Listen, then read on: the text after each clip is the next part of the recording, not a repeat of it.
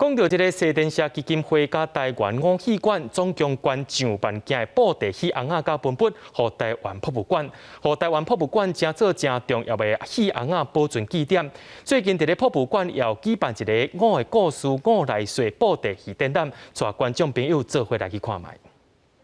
我们在这一区呢，其实是有模拟文物在库房的收存的状态。小解收藏的布袋戏红仔是安怎藏，嘛甲研究人员安怎透过科学机器判断修复保存布袋戏红仔的部分，等互大家知。国立台湾博物馆，因为这几天陆续收到西电社甲台湾武戏馆超过万挂件的布袋戏红仔甲文物，即马特别办展览来展出。 阮博物馆也希望讲，会当将布袋戏红仔除了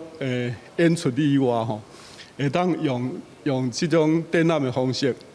来推广台湾的文化。 西电社是长期关怀布袋戏的民间团体，有布袋戏老师就表示，加在有因做开头前锋，收藏古早的布袋戏红仔。若无伫民国75年了后，这个文物就渐渐失传啦。展览当中嘛会当发现罕得看到的百年戏台等等，这届嘛特别展出。